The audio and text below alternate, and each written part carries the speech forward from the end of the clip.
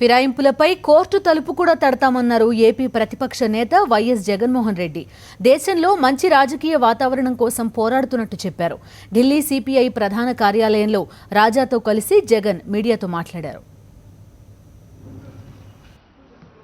దేశంలో జరుగుతూ ఉన్న రాజకీయ పరిణామాల మీద ఈ వ్యవస్థలో మార్పులు తీసుకుని రావడానికి చేస్తూ ఉన్న ప్రయత్నం, దీంట్లో క్రియాశీలకంగా వ్యవహరిస్తూ ఉన్న స్పీకర్ గారి పరిధి, ఆయనకున్న పవర్స్ను ఈ యాంటీ డిఫెక్షన్ అన్నది స్పీకర్ గారి పరిధి నుంచి తీసేసి ఇది ఎలక్షన్ కమిషన్ పరిధిలోకి తీసుకొని వస్తేనే ఈ వ్యవస్థలో న్యాయం జరుగుతుంది, ఈ వ్యవస్థ బాగుపడే పరిస్థితి వస్తుంది.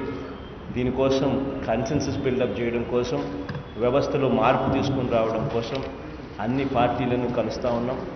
చేతనైన కాడికి అపాయింట్మెంట్లు ఇచ్చిన ప్రతి పార్టీని కలుస్తూ ఉన్నాం. మంచి జరుగుతుందని ఆశిస్తాం. కోర్టుకు కూడా ఖచ్చితంగా పోతాం. కోర్టులో కూడా జరగవలసిన కార్యక్రమాన్ని ఖచ్చితంగా చేస్తాం. ఈ రకంగా అనైతికంగా చేయబడ్డ ఈ కార్యక్రమాలను గట్టిగా వ్యతిరేకిస్తూ అన్ని కోణాల నుంచి కూడా యుద్ధం చేస్తాం.